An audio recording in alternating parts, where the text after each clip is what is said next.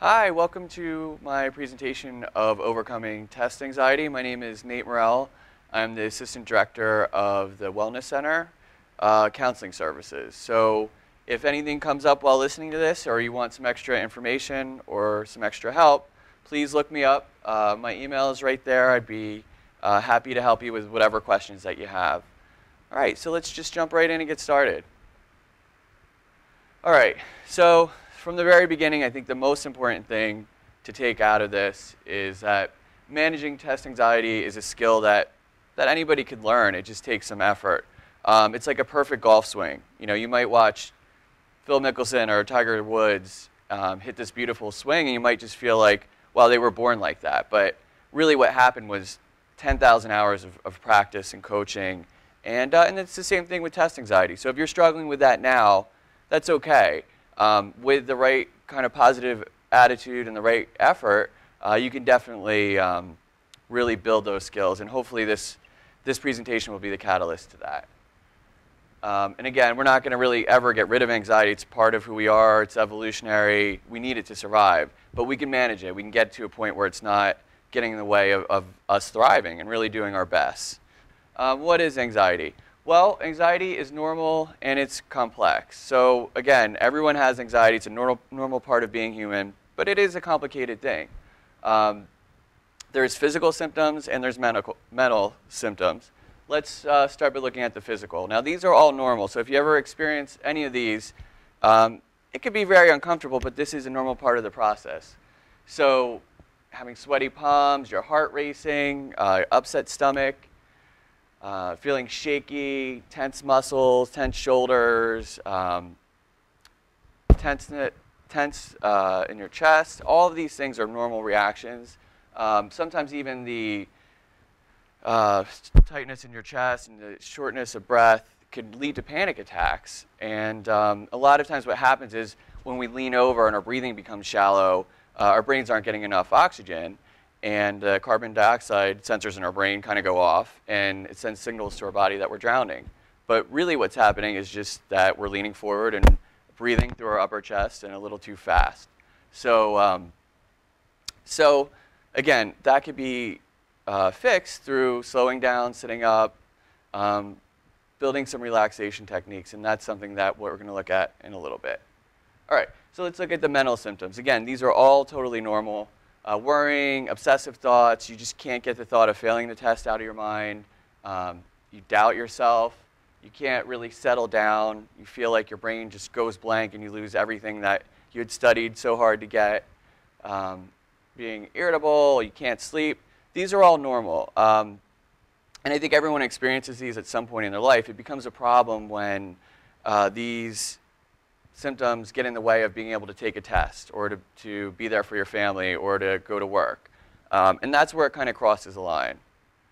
All right, so let's look at the fight, flight, or freeze response. In this slide, we can see that these coworkers are having a disagreement, and these are the three options. So you feel attacked, you could attack them right back. You can run away, which we see that too, or which I think happens a lot in test anxiety, you freeze. And that has to do with your physiological response in your brain. All of these do. But we can work with all of these too. But this goes back, you know, thousands and thousands of years. If you understand stress and anxiety through evolutionary perspective, basically if we saw a bear, we could either try to fight it, we can either try to run as fast as we can, or we could either play dead. You know, and those were the three things that people did. And people survived using that technique. So this technique, fight, flight, or freeze, is still part of us, even though hopefully we don't have bears chasing us and tigers and those things. So I think it's important to understand where it all comes from. Moving on, places where anxiety comes from. Genetics. If you have anxious parents, chances are you're going to have anxiety yourself. Just like eye color and hair color, mental health stuff is the same way, whether it's anxiety, whether it's depression, whether it's a positive attitude. A lot of these things get passed down genetically and then also through socialization. So if you've seen somebody fail at a test and really struggle or really get embarrassed, you kind of learn socially about these things as well. So those are the two main ways, genetics and then socialization. All right, so this is interesting. This is called the paradox of anxiety. So when we look into this, we can see on the left the performance level going from the bottom up is your worst performance up to your maximum performance. And then the anxiety from the left to the, starting at the left and going to the right, that's your anxiety level going up. So if we start all the way at the left, you can see with no anxiety at all, we're not going to perform our best. Because if a professor said, hey, you have 3 years to do this paper, it doesn't count for anything, so just go ahead and do it whenever, you're not going to do your best performance. That's like a zero anxiety situation. So you need some anxiety for motivation. Having some amount of anxiety is healthy. So as we move over to the right, the anxiety level goes up, and the performance level comes up. And then you hit your peak point, which is basically, all right, maybe this assignment is due in 2 weeks, so I still have enough time to really give it my all and work on it thoroughly. And if I need to do revisions or go to the writing lab, I still have that time. But I'm not so stressed out, like going all the way to the right, where, say, a lot of us may have found ourselves before, staying up all night before the test or before the paper's due, being really anxious, and then you can see the performance just drop. So the key, and this varies from person to person, but the key is to not wait too long to start. Start giving yourself enough time where there's some anxiety, you know that this project is due, but you still have enough time to do your best, to really thrive and put in your best work. All right, so this, again, we talk about evolution, we talk about the brain, we talk about fight, flight, or freeze. This slide, I think, really points to what happens when we freeze. So when you're taking a test and all of a sudden things just go blank, you just feel this wave of anxiety. What's really happening is your higher thinking, more evolved areas of your brain just shut down. These stress hormones just shut it down, and you go back to this fight, flight, or freeze. So if you can relax and, through breathing, through relaxation, through positive thinking, bring yourself back down to a calm place, the pathways back to these memories where all this information is stored will open up again. But that's actually what's happening on a physiological level when you freeze. Okay, so moving from general anxiety into test anxiety. These are all normal things for test anxiety, but can be really, really terrifying, especially when so much of your life right now is focused on doing well in school. This could really, really be a painful and uncomfortable experience. So let's look at some of the normal things from test anxiety. Going blank, again, that comes back to the freezing part of fight, flight, or freeze. Being unable to concentrate, being lightheaded, again, hyperventilation, that could lead to panic attacks, which I see a lot of people come in the counseling center for that. But again, it's all connected to the fight, flight, or freeze. Feeling exhausted. If you're stressed all the time, it's like running a marathon. Our bodies were designed to feel stressed for 7 minutes until either the bear ate us or we ran away. We weren't meant to be stressed from the moment we woke up until the moment we go to sleep. And a lot of people are living their lives that way, and it takes a toll. It takes a toll on you, and then it takes a toll on the people around you as well. So just if you're feeling exhausted all the time, it could be something to look at. Maybe the stress level's too high, and it's time to start making some choices and taking some actions to address that. All right, moving ahead. Common sources of test anxiety. Well, if you didn't study and you're anxious, you should be anxious because you're going to fail probably. I mean, unless you get really lucky or, I don't know, you just somehow absorb the information from not going to class. So that's not so much of a that's a justified test anxiety problem. And that can be easily remedied by just studying more. Some people have self-defeating thoughts where they just beat themselves up. It's almost like a domestic violence relationship with themselves. They just beat themselves up all the time, and they keep themselves from living up to their potential. That's common. We do see that a lot. If you're overextended, basically we have, say, 100% of energy we can give to the world during the day. But if you're involved with student senate, and you're in a fraternity, and you're also a bio major, and you're playing sports, and you work out, and they're all good things, but ultimately we only have so much energy, and just not having enough energy to give to any one thing that we're working on, yeah, that could certainly increase your test anxiety. And if you're in a new place, an unfamiliar place, that's behaviorally, that's something that could lead to a lot of anxiety to you. All right, so this is the kind of bread and butter of what we're working on today. This has to do with the coping strategies. What tools can I actually give you that will help you relieve some of the suffering and some of the stress? And this is the overview, and then we're going to go into each one individually. So the first one is lowering your overall stress level. We'll give you ways to kind of think about doing that. Improving your study skills. It could just be a lack of study skills. You know, maybe as you improve your study skills, your performance will go up and the anxiety will go down. So it's another great way to address this. Thinking, again, negative thought patterns are the things that keep you from thriving and really enjoying life. So it's something we need to look at too. When you do show up, and again, anxiety is a normal thing, but being able to control it is a skill that you can learn, you know, to manage it. And we're going to look at that too. And then finally, if none of the other 4 things work, professional help. And that's available free on campus. The counseling center is J204. It's covered under your health services fee. We also have psychiatry and nutritionists and a lot of great support services right here that a lot of people don't know about. So let's dive right in. Okay. Lowering your overall stress level. The metaphor that I like to use is a volcano. So if you think about yourself, you know, when you wake up, just driving on the parkway, you know, people cutting you off, people posting things on Facebook, you know, dealing with your mom, a difficult professor, homework that's due, someone posts something weird on Instagram, you know, like a text that you don't really pick up the context to. Like, all of these little things are taking in emotional lava, right? They're filling you up. And if you don't have outlets that match the speed that the emotional lava is filling up, it's going to come out. It's either going to come out as panic, you know, just generalized anxiety. Eventually your body will get run down, and that could lead to depression. Sometimes people try to find comfort in this through, you know, unhealthy relationships or drinking too much. But it's basically people trying to find comfort, trying to find outlets. And what I'm saying is there's other choices, healthier choices that you can make to get that lava out before you blow up. But if you don't do anything and you find yourself really struggling, that's when you know it's time to change. Because if what you're doing isn't working, don't just keep doing it. Try something different, you know. And if you can't do it on your own, there's help for that too. An airplane, you know, I see this a lot.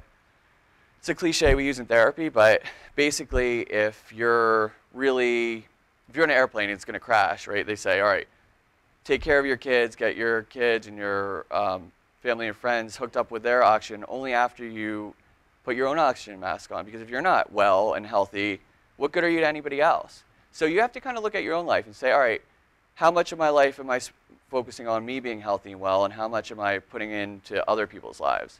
And that may just mean a minor readjustment and kind of looking closer into shining the light inward and seeing what you can do to really strengthen your anxiety management.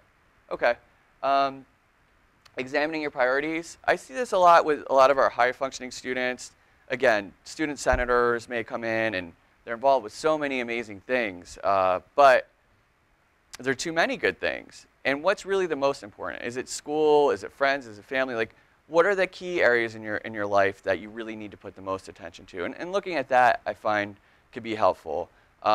One story from my life, I was a social work major for undergraduate here, and I would go to the social work club. And I would show up every week because it was in a break in my classes, and they were electing officers. So they said, all right, why don't you do something? And I was already at an internship, I was working, I was a full-time student. I didn't have a whole lot of extra time, so I said, all right, well, you know, what's the job that kind of have to do the least, right? And they said, all right, you could be vice president, you don't really have to do anything, but it looked great for grad school, whatever. And I believed in what they were doing. It was a really meaningful club, and I wanted to help. So my first day, the first day of the semester, the president of the club comes in crying, has a total breakdown. You know, I'm an RA, I'm working, I have my internship, I'm a full-time student, I can't do this, so she just walks out and quit.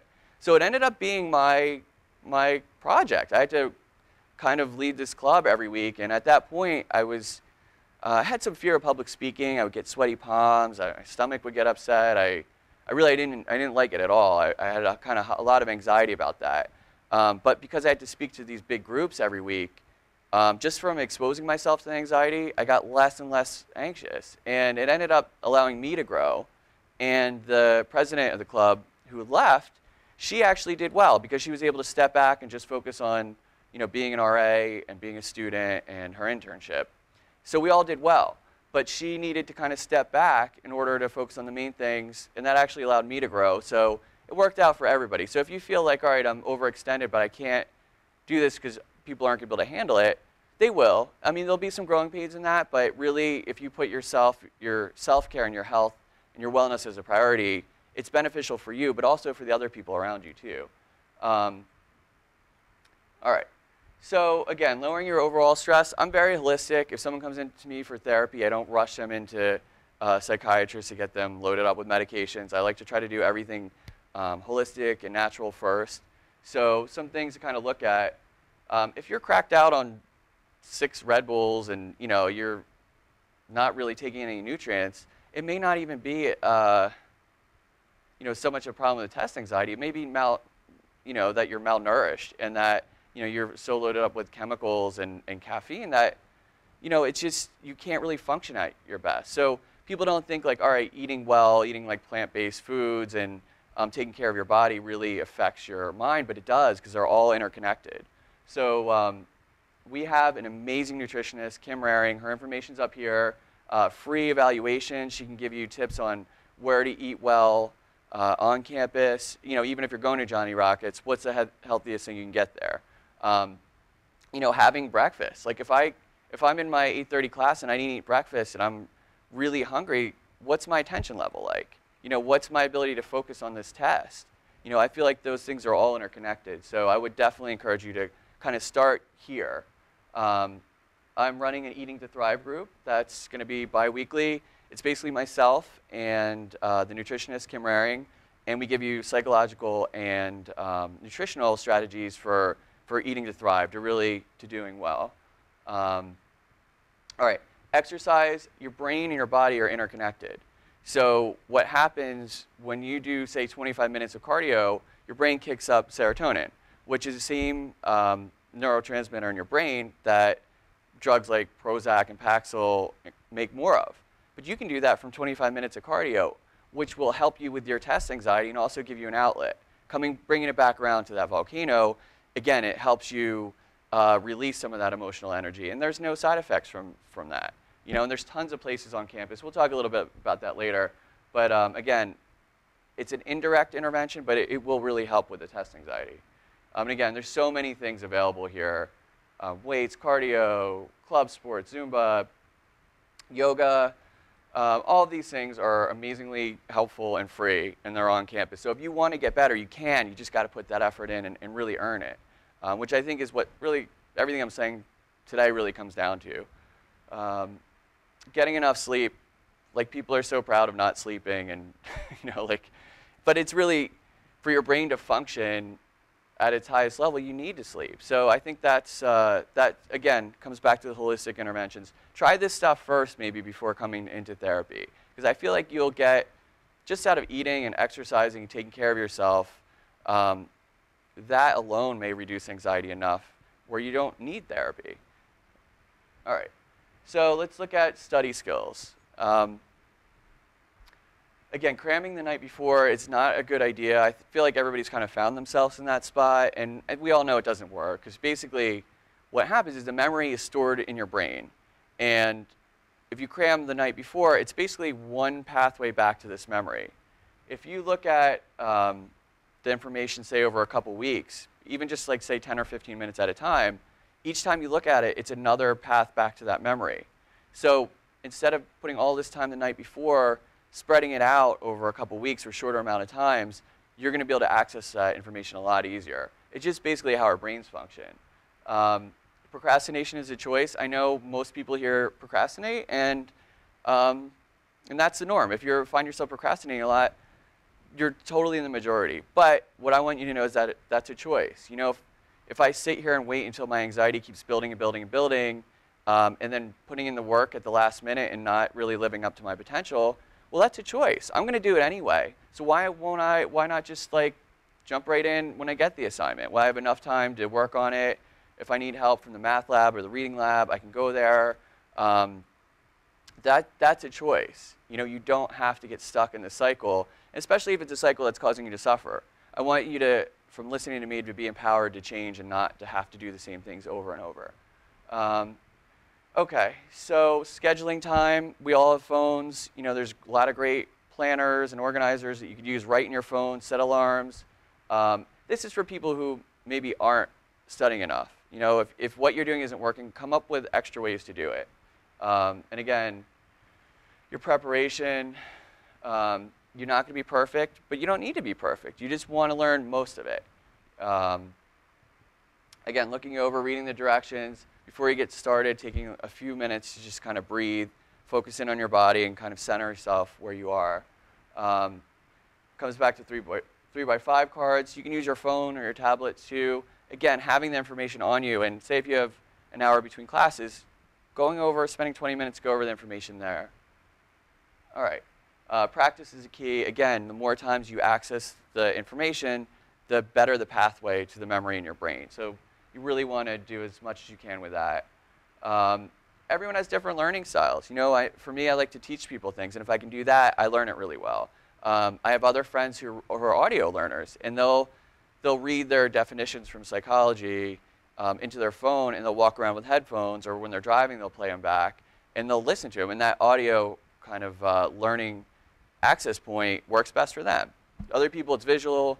It's going to depend on you, but find out what seems to work best for you and go with that. Okay, so moving on to managing self-defeating thoughts.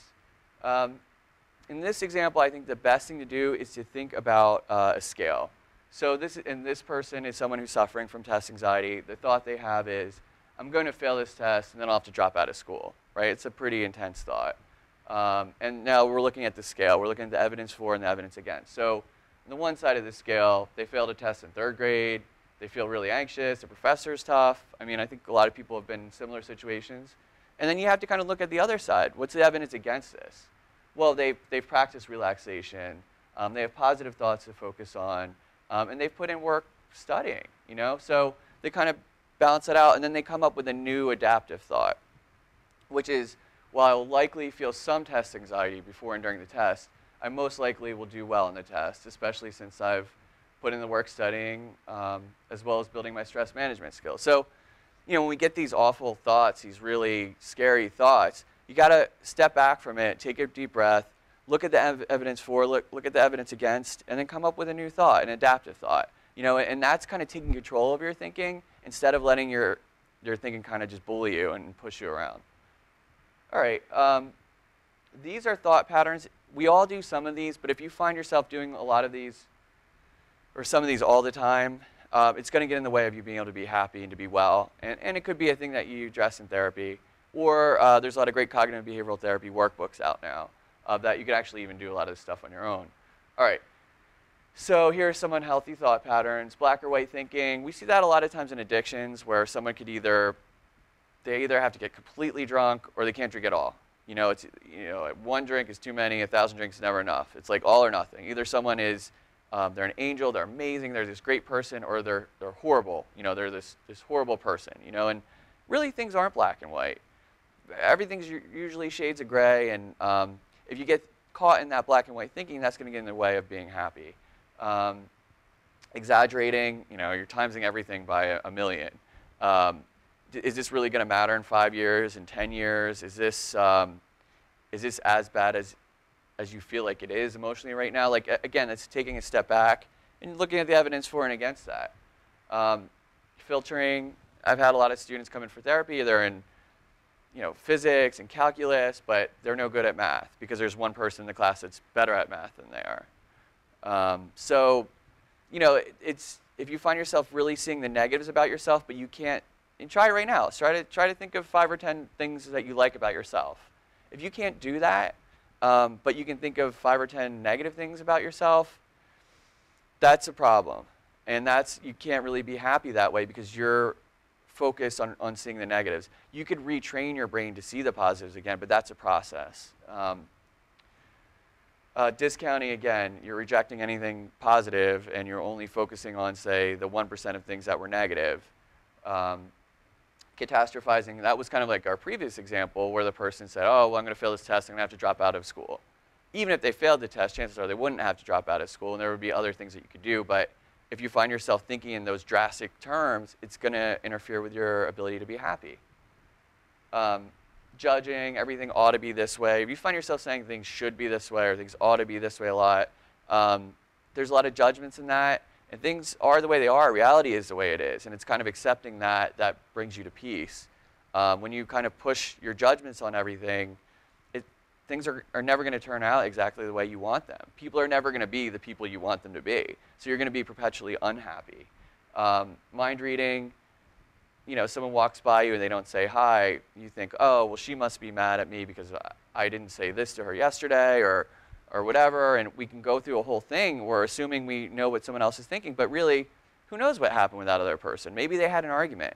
Maybe they had, they have a sick child. Maybe, you know, they're kind of struggling with their own anxiety or their own depression. We assume a lot, but a lot of times checking in with someone else and finding out what they're thinking, you'll be surprised because a lot of times it's totally different than what we think. Feelings are facts. Because I feel a certain way, then that means it really is that way. No, it's just how I feel. That could be reality or it might not be. So being open to something else. Labeling, seeing people as certain things. You put labels on people, then you won't let them out of that little box, that context. And self-blaming. Again, if something went wrong, you know, if there was an earthquake in China, it's my fault because I could have done something different. Where really it had nothing to do with me. But people will personalize a lot of the negative things and make it totally their fault, even if it's only partially their fault or maybe not their fault at all. If you see those thought patterns in your own life a lot, again, I would encourage you to either look into some cognitive behavioral therapy, great workbooks, or come into the counseling center. All of those patterns respond great to therapy. So that's the good news. Again, we're going to look at these thoughts a little bit more. I think really the most important thing is that we don't control that little thought generator in our brain. You know, whatever thoughts come up, they come up. And we get weird thoughts. There could be violent thoughts. There could be, you know, sexual thoughts. There could be all different thoughts that come up. And I think if you could see into any one person's brain, you would think that they're probably bananas. But because you have these thoughts, anxiety-producing thoughts, or whatever these strange thoughts are, it doesn't make you a bad person. What your character is what thoughts you act on. And what thoughts you don't act on. So if you have an anxiety-producing thought, okay, just notice it. That this is a thought about me failing the test and dropping out of school and being homeless. You can, over time, you can learn to laugh at yourself for these thoughts that are just off the walls. But you don't have to act on that. In fact, as the anxiety goes up, you can make choices, which really defines your character, to manage anxiety.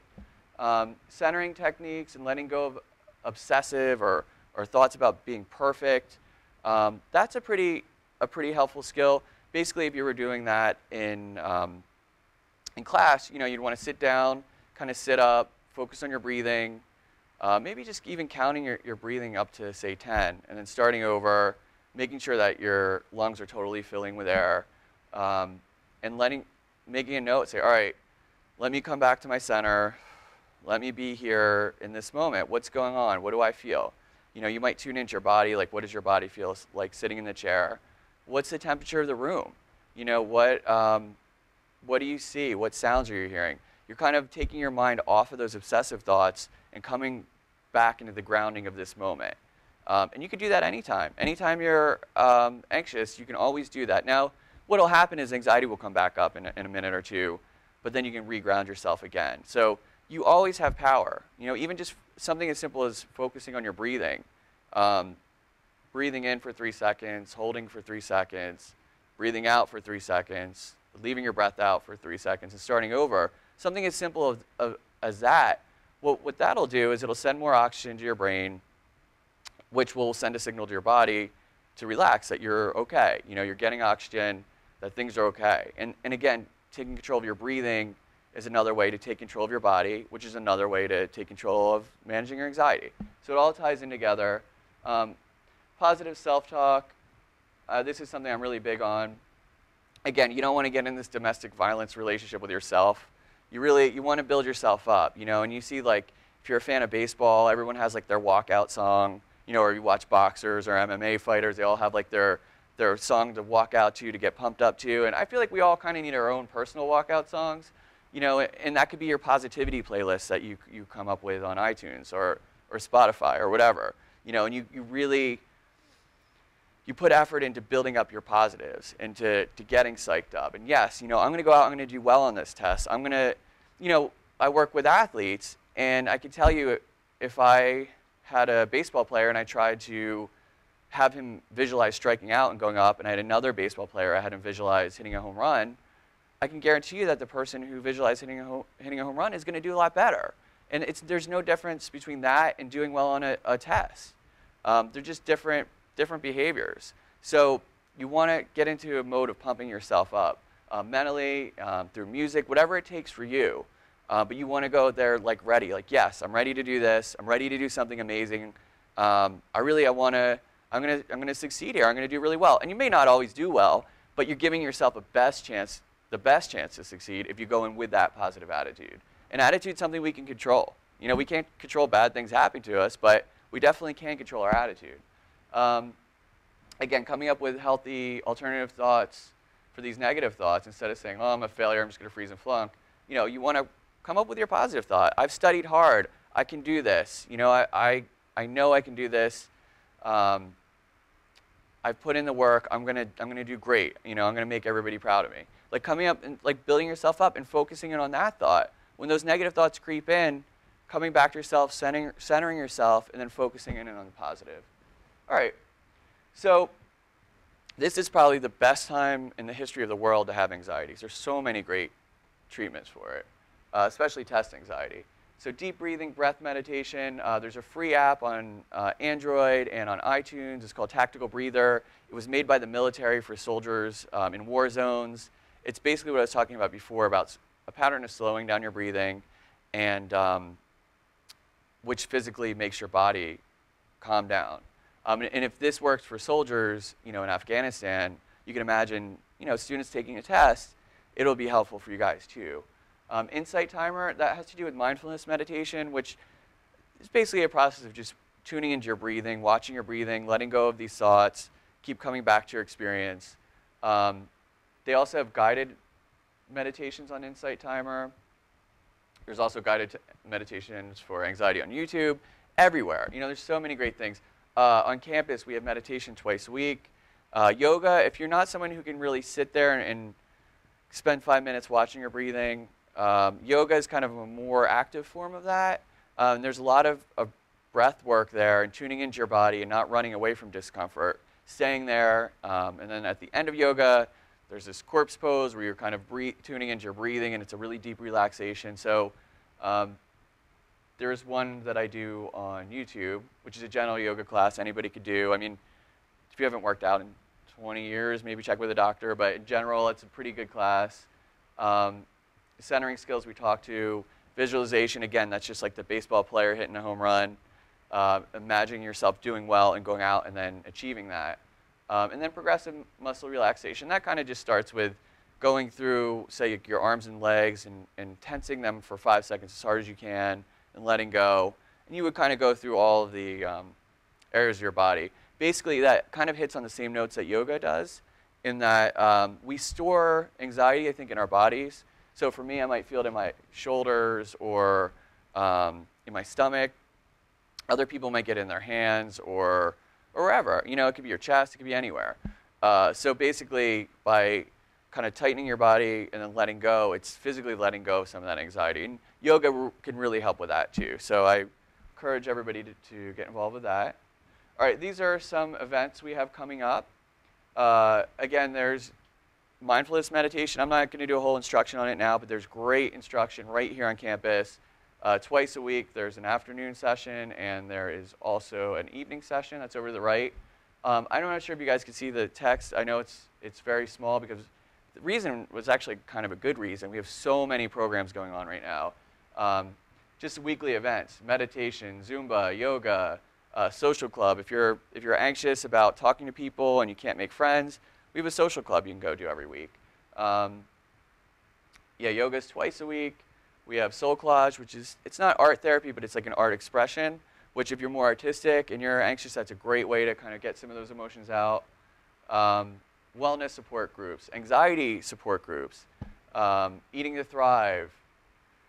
So many, there's so many amazing programs and so many great things going on right here on campus. It's free. Really check this stuff out. I think if you have anxiety, okay, you have anxiety. Now what are you going to do about it? So the last piece would be just seeking professional help. If you tried all of these other things and nothing's worked, the good news is that anxiety disorders are treatable. I think anyone who's come into my office for therapy and has really wanted to change and put forth an effort, I can't think of one student who didn't get better. You know, and it's a long process. It could take weeks or months or years, but the good news is things work. People get better.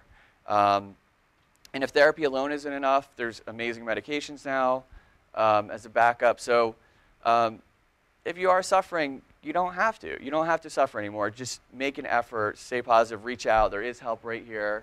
Again, this is where we are. J204.